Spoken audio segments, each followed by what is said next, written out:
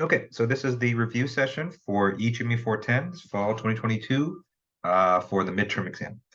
Okay, so for the midterm exam for finite elements, we basically have three main topics that we went over. So we went over the direct stiffness method, or we introduced the direct stiffness method, which also encompassed spring elements. Then we moved on to truss elements, which are very similar to spring elements, but we added the extra dimension of 2D, and then we added beam elements from there. And so what I'm going to do in this review session is kind of review each of these different topics, and talk about what I think are the most essential pieces of knowledge from each one. Okay. All right, so let's start with the direct stiffness method. So that's kind of what we started with a few weeks ago. And it's actually something that we've been using all throughout. We've just kind of added more kind of layers to the direct stiffness method. Okay.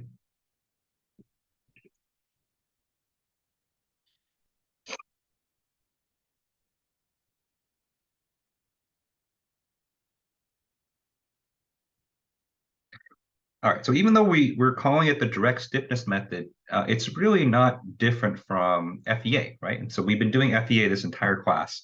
The majority of the class, of course, has been in ANSYS, but the process that the computer goes through in ANSYS is very similar to what the direct stiffness method is. Okay? And so the idea with direct stiffness method is to basically give us a framework from which we can solve physical problems through an algebraic approach. Okay.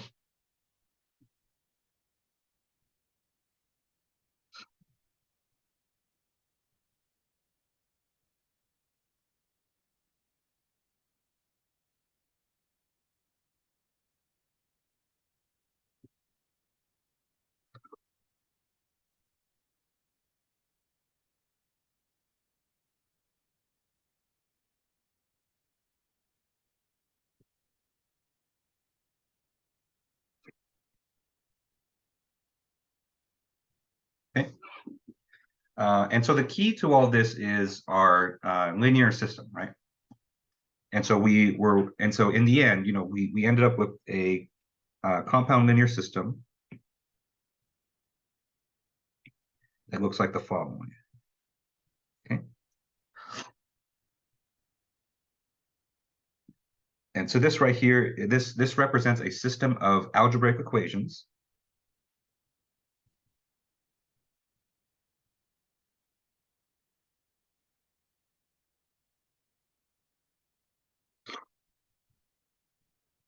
Okay. And so you've probably seen those quite a bit over the last couple of weeks. And so they basically consist of a forcing vector, a stiffness matrix, and a solution vector, or in our case, which is going to just be displacement. Okay. All right, so this F here is what's called the forcing vector.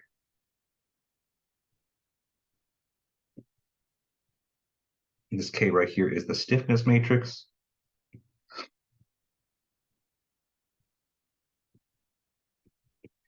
And this D right here is the, in general finite elements, this is called the solution vector, because if you have, let's say you have a thermal situation, you would solve for the temperatures here. But for our case, since we're doing just structural problems, this is the displacement. Okay.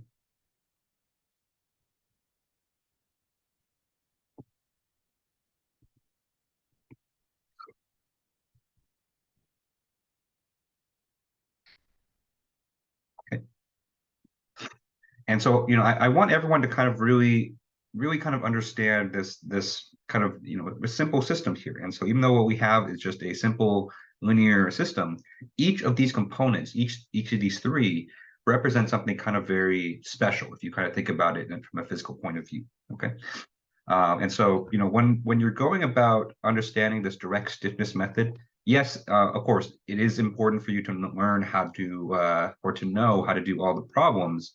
But I think even more important than that is to kind of understand conceptually and from a theoretical standpoint what each of them represent.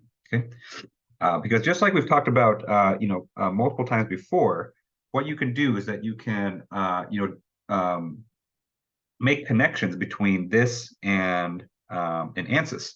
And what you'll see is that ANSYS kind of has similar, similar representations for all these things. And in other words, every step that we do in ANSYS can be fit into this kind of general system here.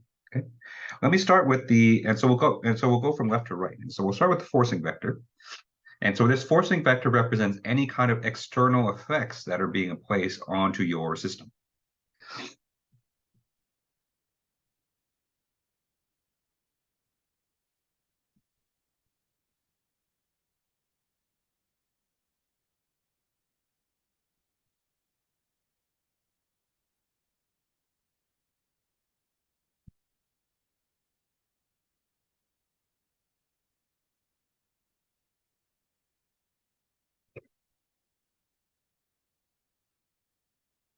Okay.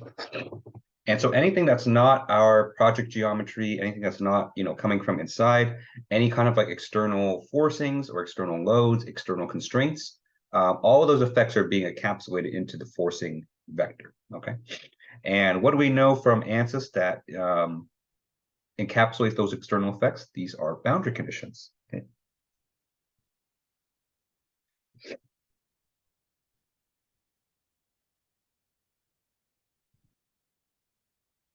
Okay. And so, probably you've known this now, as you kind of work on the homework, that any boundary condition that you apply onto the system, it's going to affect the forcing vector in some way. Okay, so whether that be a constraint or whether it be a load, any kind of external effects gets added there. Okay. Next to the stiffness matrix, and so this is where we kind of spend most of our time. And so what this represents is all of the properties of the system that we're examining. Okay, and by properties I mean things like material properties, geometric properties, anything that's specific to the system itself will go into this matrix right here. Okay.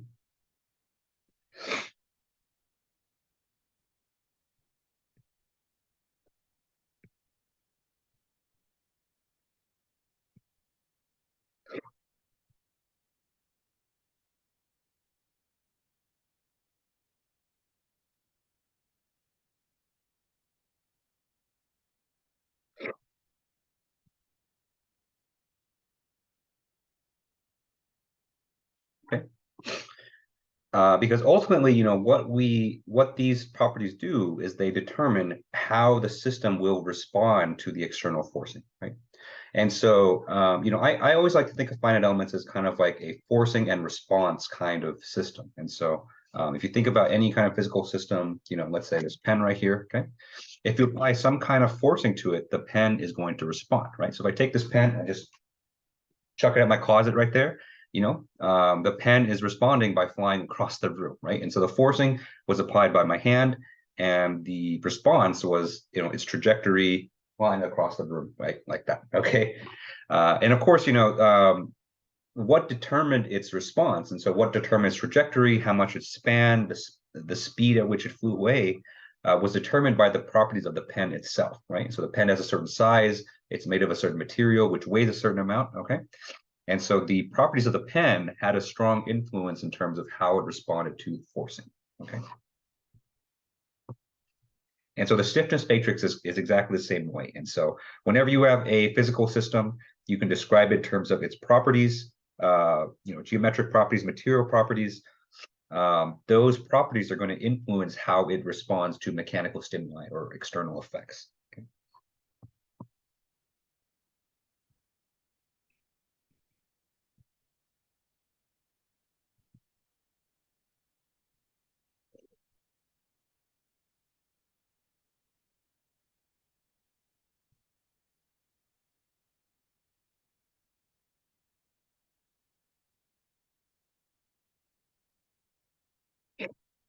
Okay.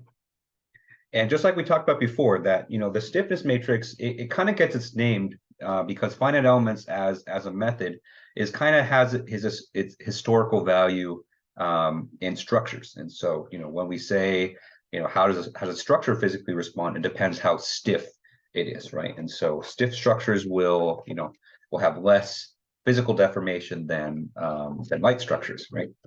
And so that's kind of how it gets its name. But actually, even for even when FEA was kind of discovered to apply to other methods as well. And so when people discover thermal FEA, fluids FEA, it kind of still retained the same name. And so it's kind of an interesting thing. And so, when people say stiffness matrix, historically, yes, it started out in terms of, physical stiffness for structural systems.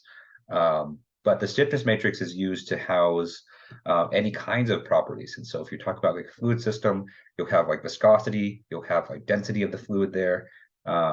If you're running a fluid simulation, all of that will show up in the stiffness matrix. If you're running a thermal simulation, things like the thermal conductivity, things like the thermal diffusivity, thermal property, thermal expansion, those will enter into the stiffness matrix. And so, when you apply FEA to other mediums or to other equations, it's important to kind of know that, that any kind of properties that you have, geometric material properties, those are going to go into the stiffness matrix.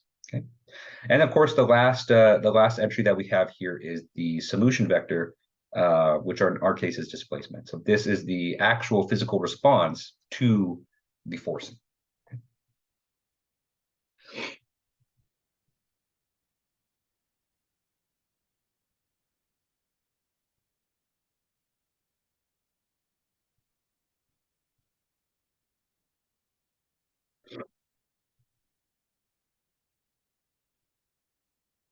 Okay. Right. And so you can almost read this kind of left to right. And so you have a physical system, you're going to stimulate it using some kind of external effects, and then before the structure or before the system determines how to respond, it has to look and see, what are my material and geometric properties. And then based on those, then the system will finally respond to that. Okay. So it's definitely something you can just read kind of left to right. And I think that's kind of the most intuitive way that you can see it. Okay. And so, throughout this entire unit, and even in ANSYS as well, we're forming systems like this, it's just a basic kind of system of linear equations. I mean, granted, these are massive systems of linear equations. And so, I think, with this kind of stuff, it's really easy to kind of get lost in the weeds, lost in kind of the methodology in terms of doing these problems. But it's important to always remember, why, what each thing represent, and kind of, why you're doing such things. Okay. Okay. And so now that we kind of better understand, or now that we've reviewed kind of, the conceptual background behind this, let's talk a bit more about how we actually, go about solving these problems, right? And so the direct stiffness method, it's a 5-step process that, we kind of apply over and over again. It's just that depending on the types of elements, depending on the type of structure that you have, you're going to have slightly different element stiffness matrices, okay?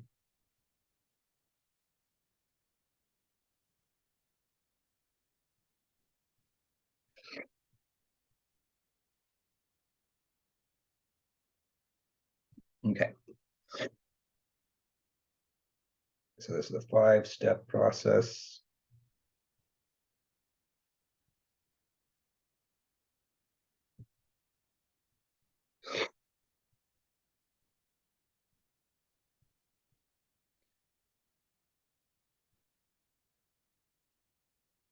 Okay. And so for every direct stiffness problem that you do, actually every FEA problem that you do, this process is not unique to direct stiffness. Any FEA problem kind of uses the same method. We're going to follow these steps. Okay. So part one, or step one, this is going to be to discretize the system. And so you're going to break it up into elements, and then you're also going to label all the elements and nodes in the system as well.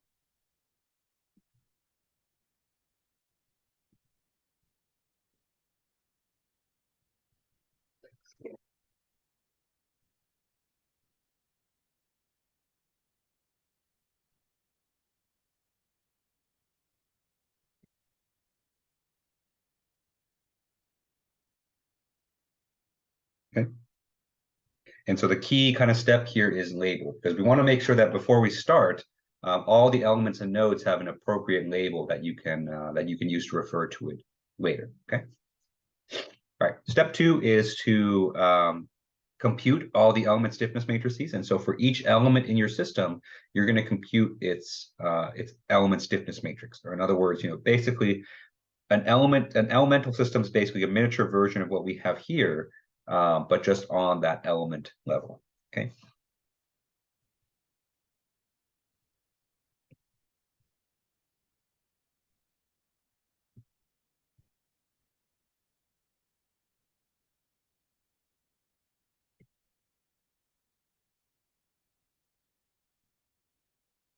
Okay. And so you're going to do that for every single element in the system. Okay. And so if you have 5 elements, you're going to have 5 element stiffness matrices. You have 6, you have 6, and so on and so forth. Okay.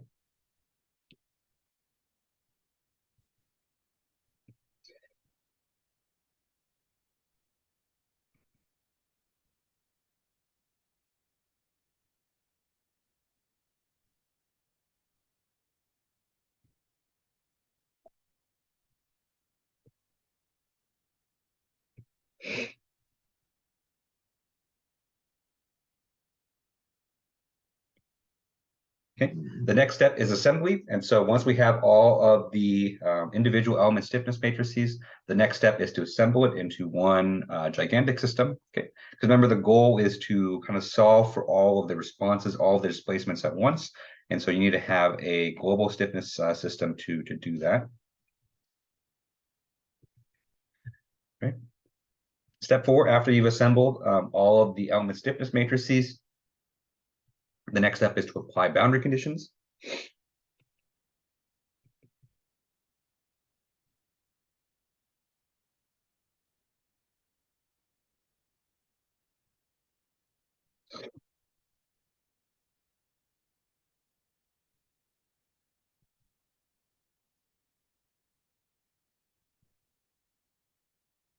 Okay. And so what this is going to do is that this is going to alter the global linear system so that we'll be able to solve it. And remember, we usually do this in 2 steps. So first we do all the constraints, and so we're going to change all the boundary conditions like that, and then we're going to apply our loads after that. Okay. All right. And so once that's done, you'll have your gigantic kind of linear system, anywhere between 4 equations, 4 unknowns to could even go up to like 10 equations or 12 equations, 12 unknowns. Okay. And so the last step here is to solve. Okay. And usually, for these problems, because they do get pretty large, or the linear systems are pretty large, we can't really solve these by hand, at least not practically. And so usually that's step 5. We apply a computer to solve it for us. And so I've shown you I'm showing you how to set up those problems in MATLAB, but of course, you can use kind of whatever tool that you choose. Okay. So for the exam, of course, you won't be able to do all of these steps here. And so for the exam, just like the homeworks, I'm going to provide you with the, all of the geometries, and they're going to be already discretized up. And so you don't have to worry about that step. Okay.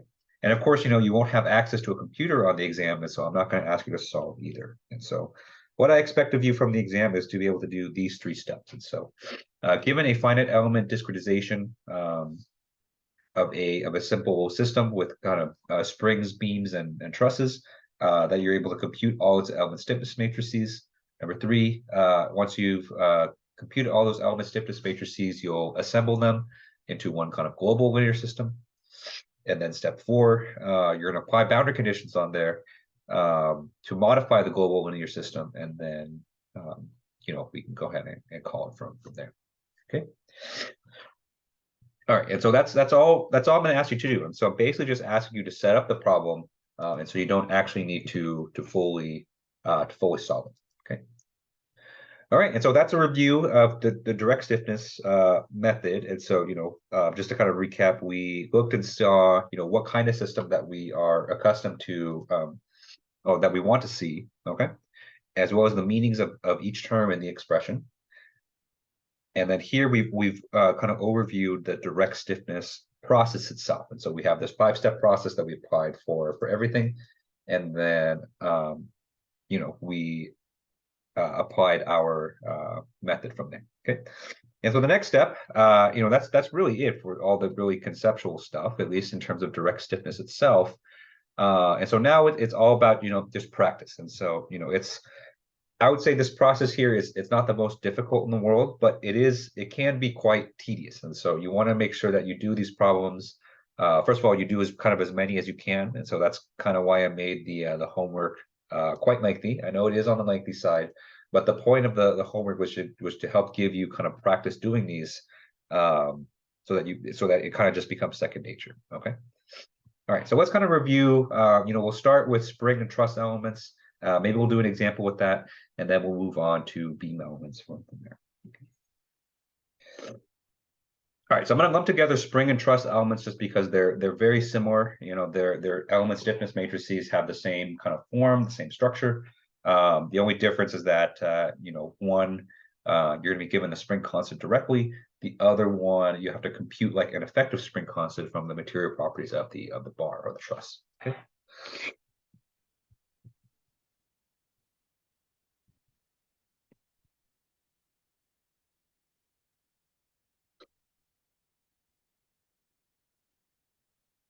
Okay, so spring and truss elements, and so both of these kinds of elements are very similar in that they can only either elongate, or they can experience tension, or they can compress, or they can shorten.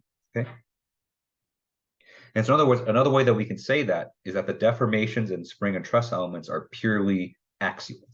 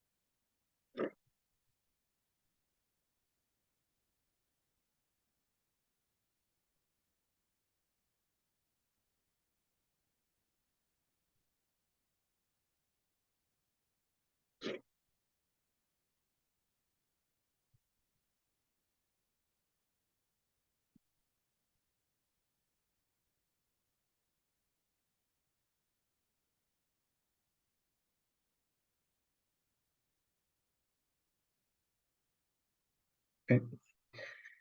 And so visually, it looks something like this. And so we have our truss bar. Okay. Compression would be something like this, where we'd have forces here or deformations that are compressing the bar. And then when we draw a spring, okay, tension would be the other way. So tension would be, still forcing down the length of the element, and so that's why it's purely axial. But instead of compressing, we are extending. Okay. And so their element stiffness matrices kind of reflect this. And so if we, let me go ahead and establish the x direction here. Okay. And so usually, for these types of elements, we establish the x direction to be in parallel with the element itself. Okay. And so if the deformations were purely axial, that means we would only have deformations in that x direction. Okay.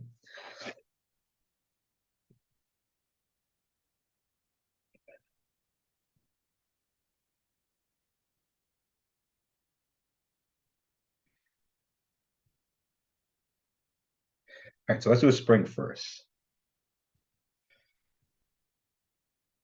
Okay, so for a spring,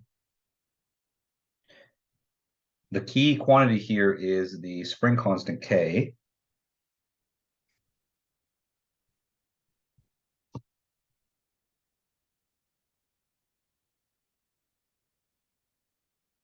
Okay. And so we'll have the spring constant K multiplied on the outside of the stiffness matrix. Okay. And if we're in 1D, we're going to assume that we're strictly in 1D here. We'll do 2D in a second.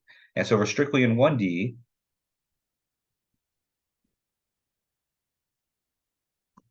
Then our system will look like that. Okay. And so we have a positive one on the main diagonals, a negative one on the off diagonals, and we have a 2 by 2 because this is strictly just a 1D problem. Okay. So of course this is equal to d, or multiplied by d1x, d2x. Okay. Remember, the x direction is the axial direction. All right, so for a truss, it looks very similar. The structure is exactly the same. So we're going to have a 2 by 2 matrix. Okay, and once again, it's going to be 1 minus 1 minus 1, 1. It's only going to be affecting displacements in the x direction, which is axial to the element. And then we're going to multiply the front but by what you can kind of think of as like an effective spring constant for the truss.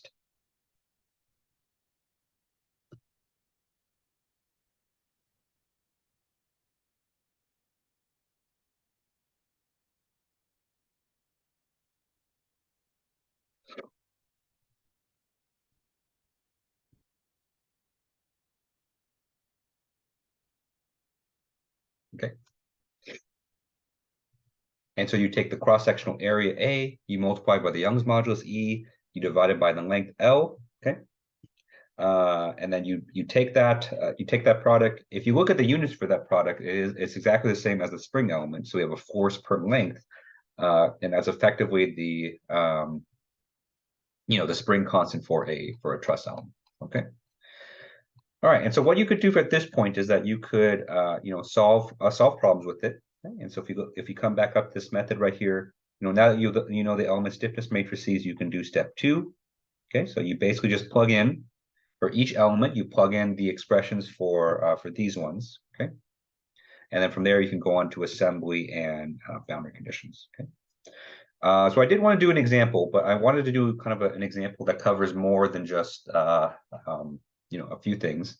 And so I want to make sure the example covers all of it. And so before we jump into an example, we have to talk about 2D truss and 2D spring elements, okay?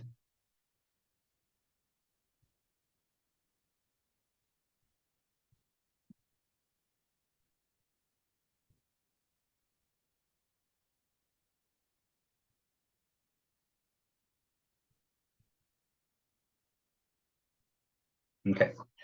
And so for 2D elements, we kind of have the added complication that we can't just directly apply um, the methods that we have here to those elements, okay? Because the complication that we have is that if we have kind of multiple elements in multiple directions,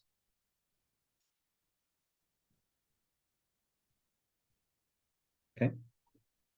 And so let's say that we have elements that are kind of facing in different directions like this, which is very common in 2D, right? So oftentimes in 2D, you have elements that are arranged kind of very oblique to each other. If we take the local x directions for each of these elements,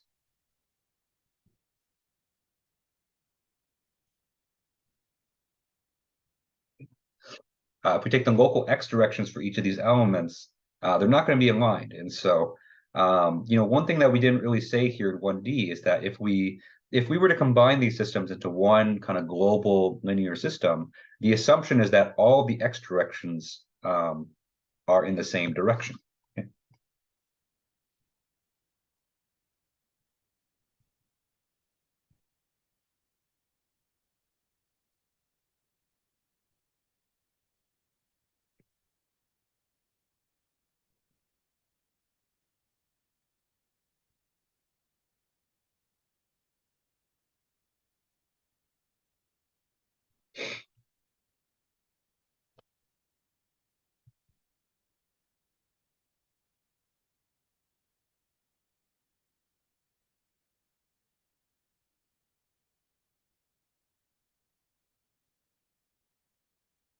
Okay.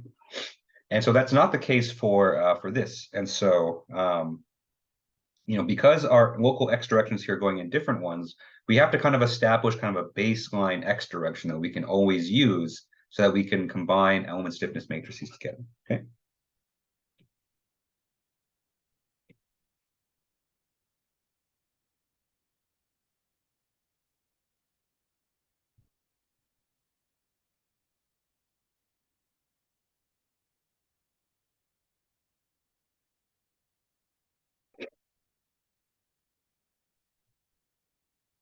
Okay.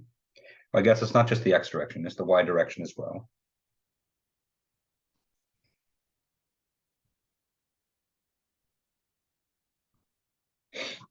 Okay. x direction and y direction, so that when we combine the element stiffness matrices from these multiple elements, they're all within kind of the same system.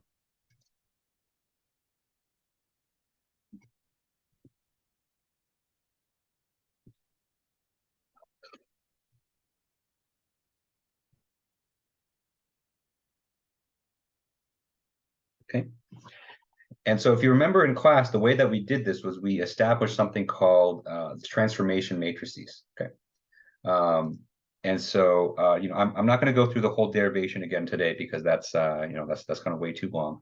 But the gist of it is that, what this transformation allows us to do is that it allows us to form, um, element stiffness matrices within this kind of reference frame using the orientation or using kind of the rotation angle of the element. Okay.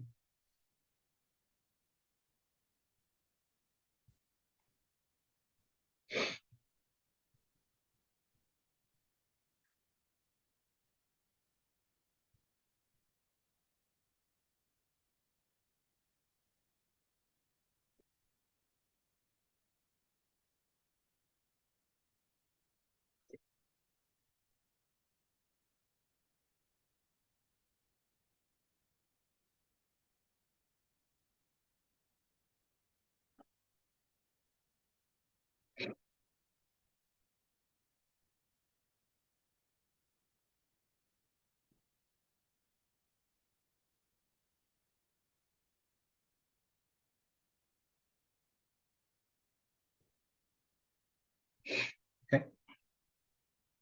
And so when you do that, you end up with an element stiffness matrix that looks like this. Okay. And so this is for 2D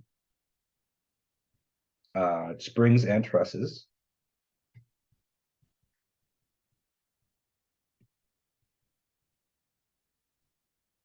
Okay.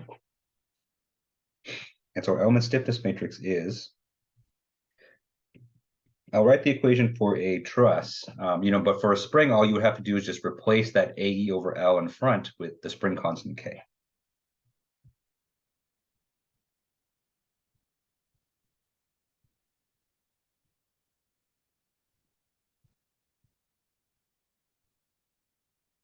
Okay.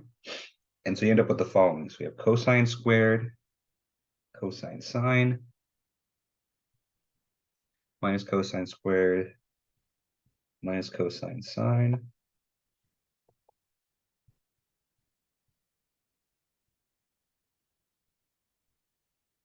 We have the two nodes here on the right. And so now we have to include both the X and the Y directions. Okay.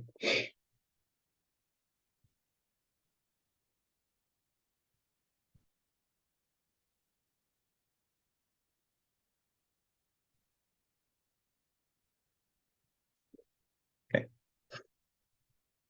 All right, we're C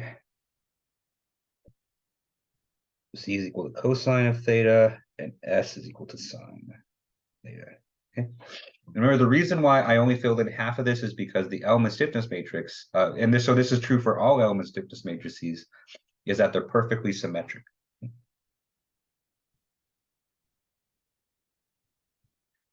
Okay. All right, and so in order to compute this, you have to take the angle theta, compute the sine and cosine of those angles, and then fill it into this this matrix here. Okay. And so there's an important point I want to make about the angle because I got a lot of questions about this over the weekend in terms of the homework. Okay, this angle here, of course, this angle here represents the orientation of that element in terms of how it's oriented in 3D space. But just like the reason why we're using a reference frame, we want to make sure that we're consistent um, about how we measure this angle. Okay.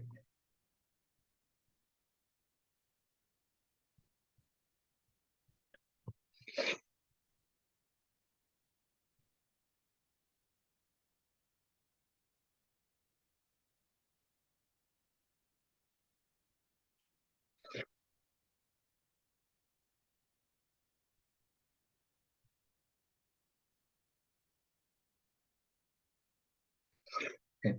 And the way that we measure this angle consistently is that we kind of use the same process all throughout. Okay. And so the way we do that is we kind of make a pretend origin at the lower numbered node of the element.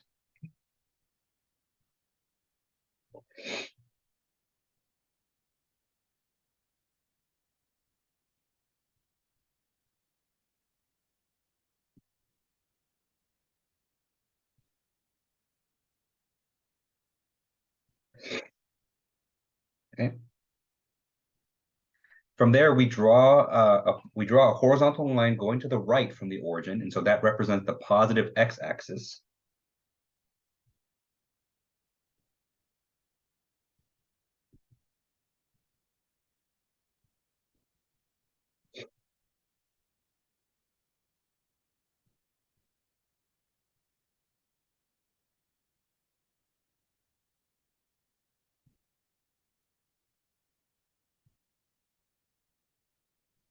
Okay.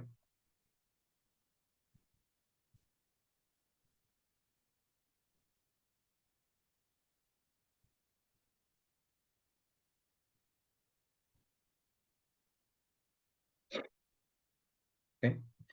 And then what you do from there is that starting from that positive x-axis, you rotate counterclockwise around that origin until you reach the orientation of the element itself.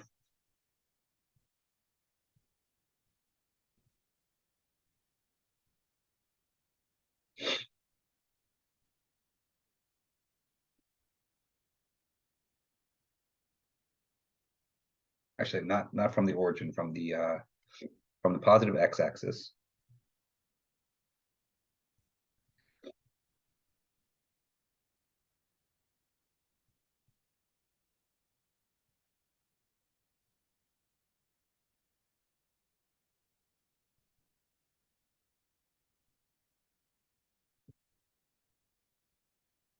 Okay. Right, and so you'll see that process go, in the example that we're going to do. Okay, so let me go ahead and let me go ahead and redo an example that we did in the class. But we'll go a little bit fast because this is a review. But you'll see kind of everything that we saw here in action. Okay, and so this is the last example that we did in the truss elements, and so this is the two-element system.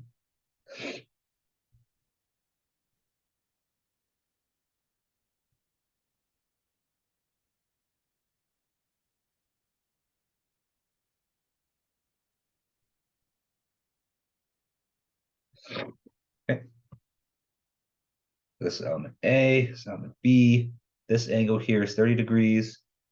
Right, so this is element one, or node one, node two, and node three. Okay. I'm going to ignore, I know we have actual values for the length and all that stuff, but I'm just going to ignore that for now. Okay. So I'll call this LB. We'll call this LA because those lengths actually are different. But we're going to assume that the Young's modulus and the cross-sectional area are the same, and they are known for these ones. Okay. Okay, and so what we want to do here is I'm going to solve this problem as if it were an exam problem. Okay, and so what I'm basically going to do is show you kind of what's expected of you on the exam for these types of problems, what you need to write down, and kind of the work that you need to put in for these ones. Okay, and so in the exam, what you'll see is that you'll be presented a system like this. You'll be given all the element labels, the node labels, as well as the values of the properties. And what you need to do is to set up a finite element system or to set up a direct stiffness solution to this problem. Okay.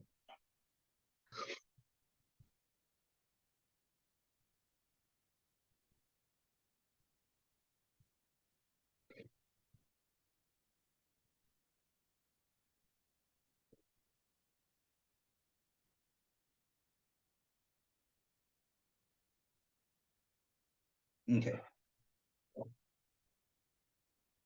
Sorry, I've been sneezing so much today. Okay. And so the first step that we're going to do here is we're going to compute the element stiffness matrices for the elements. And that is what I want, right?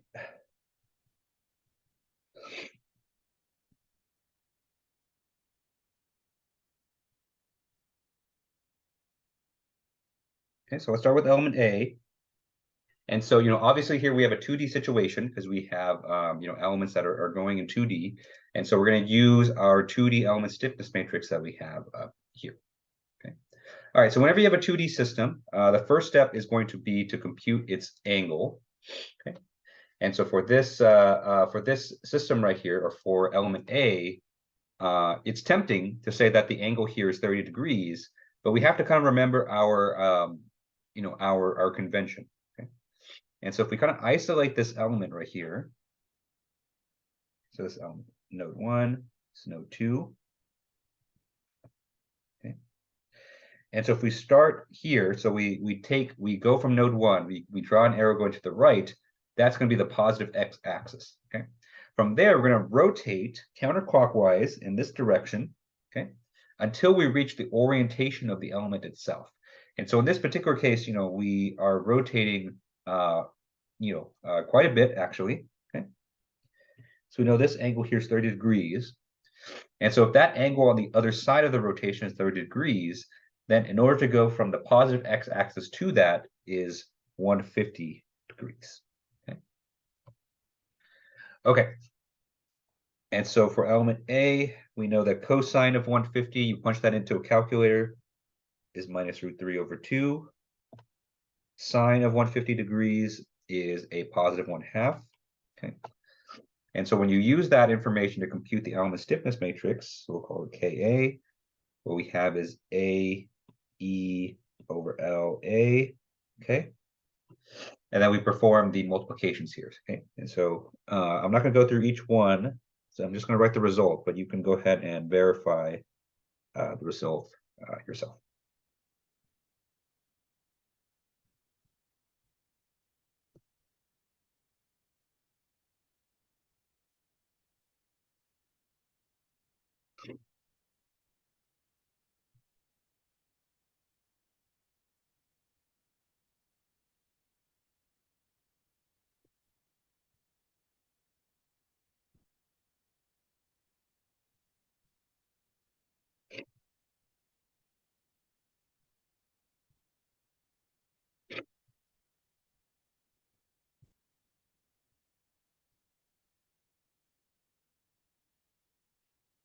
Okay, and then of course we have to label which nodes that this belongs to. So this is D1x, D1y, D2x, D2y.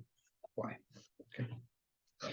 Okay, and so that's element A. Let's do element B. Okay, and so for element B here, let's go back up here. We're gonna do the same thing, and so we're gonna draw a positive x-axis. The lower number node here is 1, and so in order to get into that orientation, we actually have to rotate 180 degrees. Okay.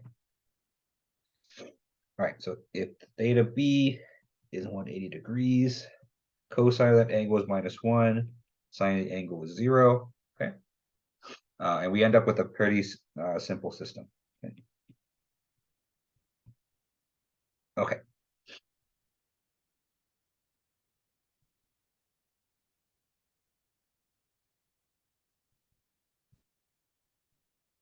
Oops. One here.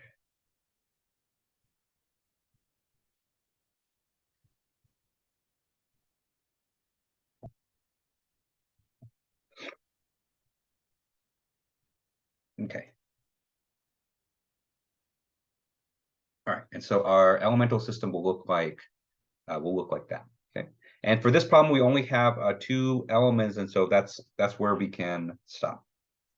Okay, but of course, if you had more elements than this, you would keep going, and you'd write out the element stiffness matrices for all of the elements. Okay. All right, next step is to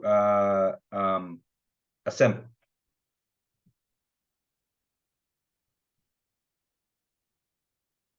Okay, and so assembly, remember, we're combining these together into one system. And so, we've already kind of done a lot of the hard work because we've already put this into a stationary or reference coordinate system. And so all we have to do is kind of slot these in. Okay. All right, and so the size of our global system here is going to be the number of nodes times 2. And so we have 3 nodes, and so our global system is going to be a 6x6 system. All right.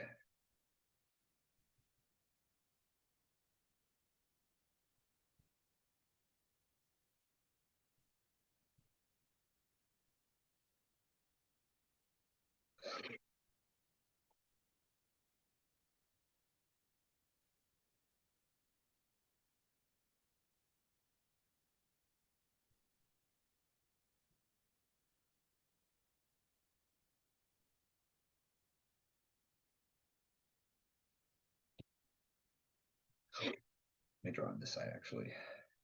So all this is equal to f1x, f. Keep doing that.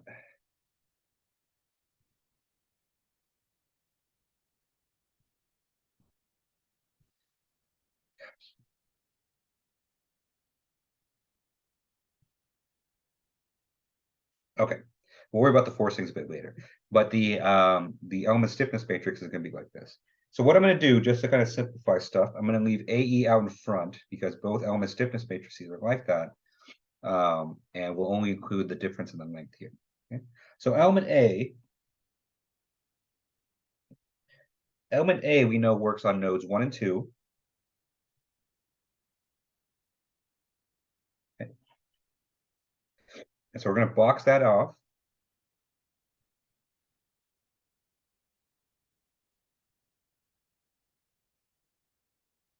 Okay. Meanwhile, element B here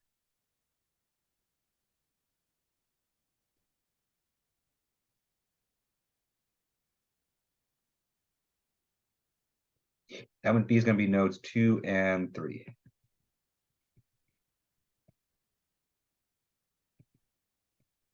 Okay. All right. And so, if this were an exam, of course, you could plug in the numbers and you would actually compute the values of these. But for now, I'm just going to leave in terms of symbols, just in the interest of time. Okay.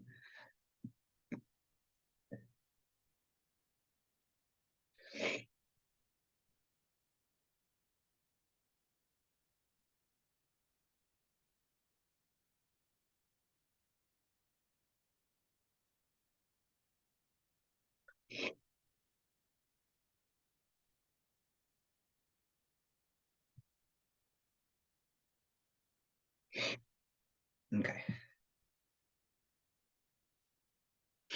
And so on and so forth. And so, I am running a bit short on time here, and so you guys can fill in the rest, but you guys get the idea. And so all you would do is you would take all the entries here, plug it in there, all the entries here, and plug it in there. Okay. All right. So the final step is boundary conditions.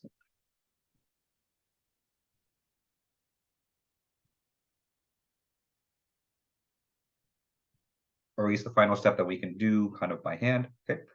And so in this case, we have two constraints. And so nodes 2 and 3 are going to be constrained. And I guess I didn't have it here, but we do have a mode in that direction. So we'll call that F. Okay. Okay. And so since nodes 2 and 3 are constrained, what that means is that we're going to apply fixed supports on these rows.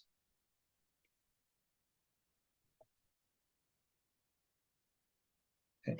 And remember, what it means to have a fixed support is that you put a 1 on the diagonal. Okay.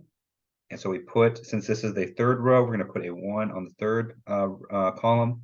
This is the fourth row right here. We're going to put a 1 on that one. Okay.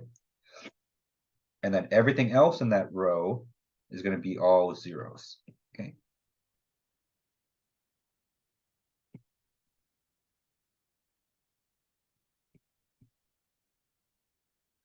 Okay. And then on the right here, you would overwrite all of these with zeros.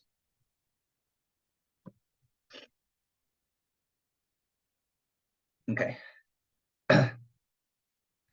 And then finally, we have our load. And so our load here is in the Y direction. Let me use green for that. Okay. And so you would replace this with F for our load. And then just to round it out, we have no force in the X direction on node 1. And so we just make that 0 right there. Okay. So let me zoom out so that you can kind of see the whole thing. And so on the exam, I would basically expect you to follow these steps. And so you would compute the element stiffness matrices for each one. You would assemble it all into a global linear system, and then you would apply the boundary conditions, and then you would kind of just stop right here. Okay. All right, so let's go ahead and move on. And then for the last, I would say 10 minutes or so, let's review beam elements. Okay. And so let me say right now, and to kind of reward you for those who kind of made it this far in the video, on the exam, I'm not going to give you any problems with distributed loading. And so there will be a beam problem. I will tell you that, but it's just going to have nodal loads, and so you're not going to have to worry about no distributed loading. Okay.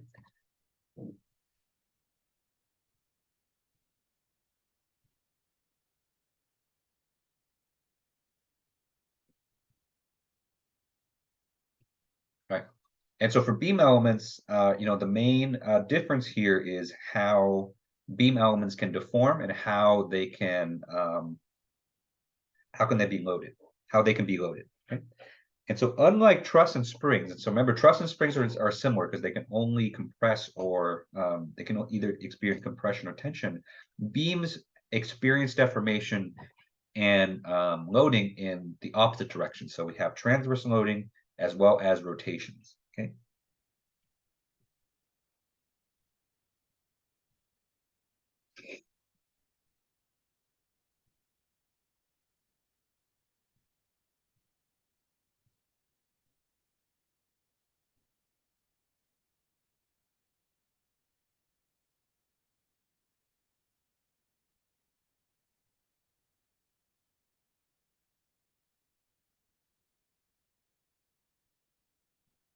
Okay. And so if you have a beam element like this, transverse loading means that it's loading or deformations that are perpendicular to the axis of the element. Okay. And rotations are, of course, changes in orientations on the outside. Okay. Okay. And to denote the fact that the deformations are transverse to that, we give it a y declaration. Okay, so we call d1y, d2y,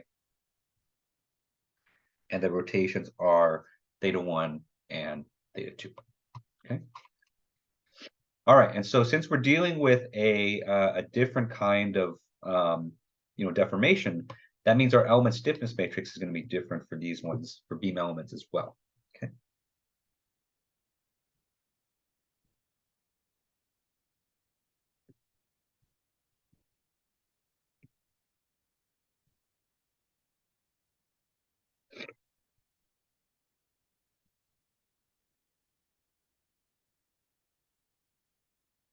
Okay. And so for beams, our element stiffness matrix looks like the following. Okay. Right. And so because we have 2 degrees of freedom per node, and so 4 degrees of freedom in total for the element, our element stiffness matrix is going to be 4 by 4. Okay. All right. And so the degrees of freedom will be here. And so we have F1y, F2y, theta 2. Okay. Our multiplier on the outside is a combination of the Young's modulus for the beam, the moment of inertia of the beam, as well as the length of the beam cubed. Okay. And so the only thing that's new here is I, where I is the moment of inertia. Okay. All right. And so the beam element stiffness matrix, it is a bit more complex than the truss one. Mostly because there's less pattern. I mean, there is a pattern to it, but it's a little bit less noticeable than truss and spring ones. But this is something that you can write down on your cheat sheet and then just refer to it on the exam. Okay.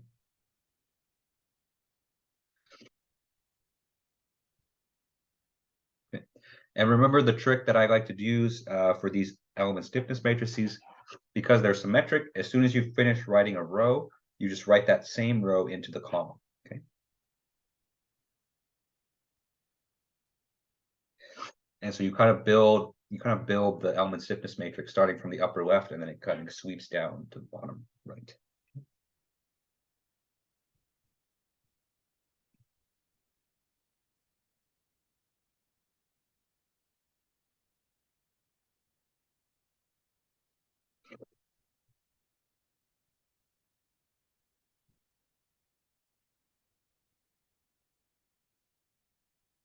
Okay. All right. And so, of course, a lot of this depends on the length of the element, and so more so than the truss, and of course than the spring, because the spring doesn't have a length. But the length here plays a much bigger role. All right, and so that's basically all the information that you need for beams, because once you kind of have all that information there, you can follow the exact same process that we followed before. And so maybe scroll back up so you can see it. Okay. And so here we have a direct stiffness process. So we have, we discretize the system, we label all the elements, compute the element stiffness matrices, assemble them, apply boundary conditions, and solve. Okay. The only difference with beams is this one right here. And so throughout this whole unit, I really stress and I really kind of try to drive home this 5-step process, because you literally use this exact same process for every single problem. The only difference is that how you compute the element stiffness matrices depends on what types of elements they're using, whether you're in 1D or whether you're in 2D. Okay, but once you have the element stiffness matrices down, then you just kind of follow the same recipe from there. Okay. All right, and so I think when you're doing these kinds of problems, it always seems kind of overwhelming, because there's so many calculations to do and so much to kind of keep track of, and sign errors can, as probably many of you are finding out, just a small error in the sign can really throw off your entire problems. Okay, but hopefully on the exam where you don't have to worry about the numbers as much, you just kind of have to worry about the process.